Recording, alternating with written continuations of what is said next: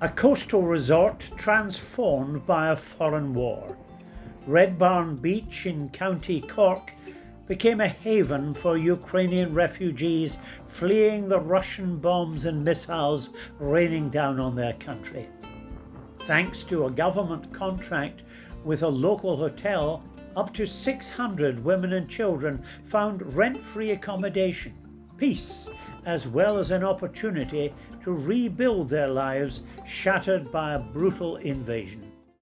Many were forced to leave with nothing more than a suitcase and the bleak prospect of an uncertain future in a new country. Fortunately, there are charities like the Greater Chernobyl Cause ready and able to support them on their journey away from the horrors of war to sanctuary in Ireland. It certainly helps if you can adapt and reproduce some of the comforts of home in the hotel's kitchen. We have almost in each city we have Polish shops, and Polish products are very almost the same as Ukrainian. So if we can't find in big Tesco or Lidl, we can go to Polish shop and find it over there. But memories of the invasion are never far away. We are people of faith, so we pray for the ending of the war. I have dreams about my house all the time. I see it in bright, sunlit colors. I live near the local bus stop, and I remember my friends who I saw off on the buses or taxis. I want to return home eventually. We will accept the country as we find it and rebuild everything. It's much better that now at home,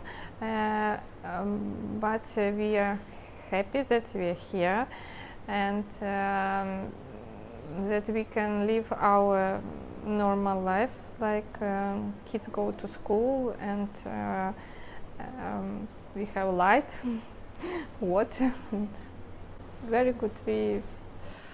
I think I want to forget all this, because I can remember my life before war started. All changed now, so I don't know what to say. I know that I'll never come back to Mariupol because it all destroyed, and many people died in this city, and I understand that it can be that life it was before. My rest of my family is still in Ukraine, and I'm just worried about them, and I just want to see them again. And it's really like heartbreakful for all of us to like be really far away from our families. In the first instance, back in 2022, requests for help from charities were simple: bicycles, toys, clothes for the children. Adults had different needs. Many of the women we befriended, if they were able for it, asked us could we help them to begin to learn some more English. And that simply involved myself or others who were coming from the charity sitting down with them and just chatting, just engaging in chat about my life, their lives, Ireland and its culture, its religion, its people, its sports, and they've quite enjoyed that. So that is a befriending service, I suppose you could say. From the very first, the charities helped to foster a lively community spirit. Groups have been supplied with relative luxuries like fridges, televisions, sports equipment and computers. Contacts have also been established so that refugees with particular skills can search for work. The numbers that fled Ukraine are staggering. Some 8 million found sanctuary in Europe. Over 100,000 have so far been welcomed to Ireland, but are now creating a strain on the generosity and resources of the state. Some restrictions have now been applied to some grants and benefits, creating more vital work for charities supporting the victims of war. There's an old German adage that charities do their work because governments don't, and I think the Greater Chernobyl Cause and Fiona and other charities have been really stepping up to the mark here again.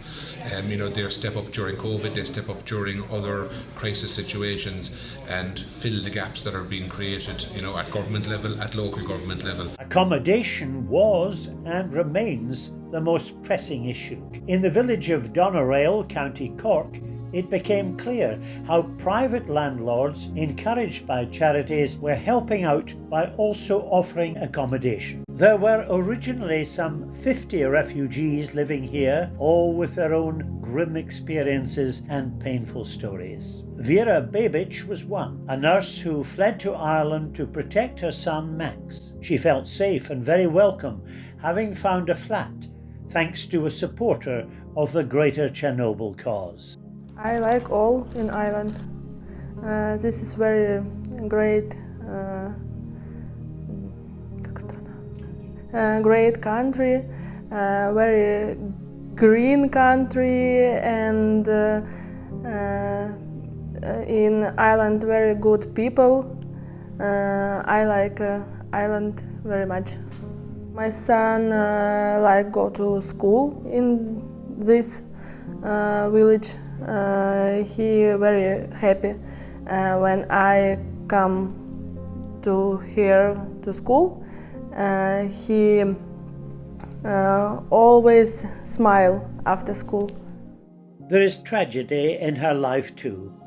With her home city of Mariupol under terrible and sustained attack, Vera felt compelled to bring her son to safety. But this meant leaving her soldier husband Mykola behind to resist the brutal siege of the city's Azovstal steelworks in 2022. Ever since then, her torment had been the conflicting reports she'd received. Some telling her Mykola was still alive, others describing his death. With financial support from the charity, Vera has been able to confirm with certainty what she dreaded most, Mykola's death, and also to attend his funeral in Ukraine. As Fiona says, it's a continuing tragedy reminiscent of World War II, with families living in dread, always on tenterhooks, and waiting for news from the battlefront. For Igor and Ola Kulikov, there was never any question of leaving their beloved Richard behind. He endured the same horrors and upheavals as his owners, deserting their ruined home for another city, also under bombardment. Life became very dangerous and then intolerable. So you have to realize, we were renting a flat, but in the later stages had to go into the basement. Well, literally everyone was living in the basement to escape the bombing when it started. We returned to our flats just to use the toilet and wash ourselves. So mostly we were crammed into the basement, cooking, eating, our whole lives spent in the basement in Severodonetsk.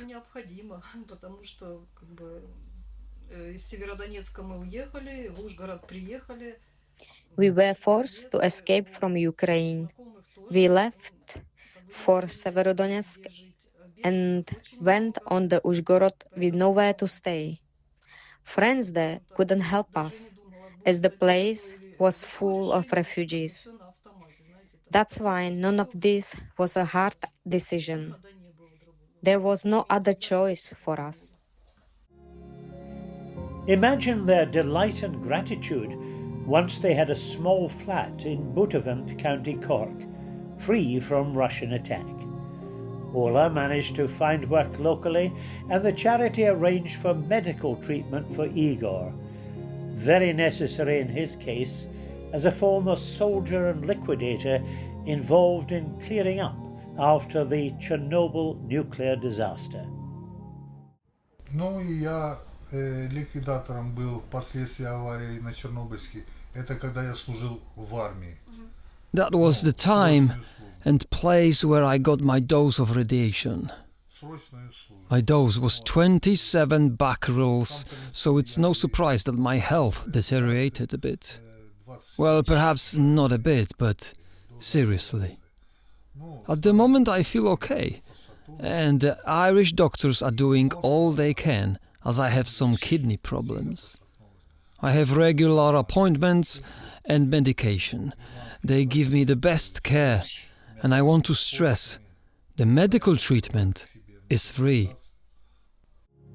The cost and scale of the help given to victims of war has become a dilemma for the Irish state and charities working with refugees. How best to offer a compassionate welcome in the midst of an acute housing crisis of your own? Nationally, homelessness is rising, while many Irish families are languishing on waiting lists or in bed and breakfasts. The inevitable question, who should come first?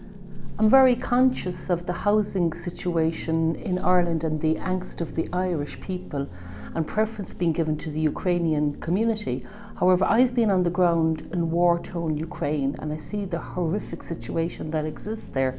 Now remember, the Ukrainian people, they will return home once this war is over. So this is just a temporary measure for facilitating our Ukrainian brothers and sisters. For the Ukrainian students lucky enough to have found a place at Coliste Éamon Riche, that's Edmund Rice College in Cork, there was plenty of guidance as they approached an uncertain future.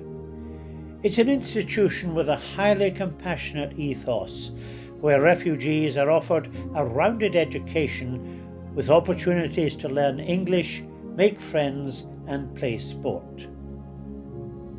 My mother with me, and my grandmother and father and grandfather with me. But my father stayed in Kiev. He's volunteer. He's helping other people. The city woke up from explosions, and we did not believe that the war could start. Shooting around, explosions are heard. So my family decided to leave the Ukraine and move to Ireland.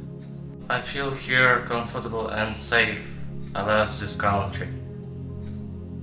The people are kind and they volunteers helping us, and you just walk around and from the city and you feel safe. There's also a very active TY program which is helping the refugees participate in the wider community. One of my main jobs is ensuring that the Ukrainian refugees are integrated fully into the classroom and into their classes. Here in Ireland, in TY, it really is a year about making friends and different experiences, going on different day trips and different workshops. So making sure that all of our Ukrainian students attend these and really get to make friends and to bond with our Irish students as well. Thank you so much. That's wonderful. I just have one more bag in the front. We've been liaising a lot with the Greater Chernobyl Cause based here in Cork. Today we've actually been running a collection point for the people of Ukraine, collecting non-perishable items, different first aid supplies that will be shipped over to Ukraine. As this horrific war drags on, the need for those supplies grows ever greater. Ukraine fights on with a depleted army against a relentless enemy bent on total victory and merciless in targeting civilians. If you feel able to help us in our efforts and make a donation, however small, you can be sure it will go towards a good cause and a heroic struggle. Thank you.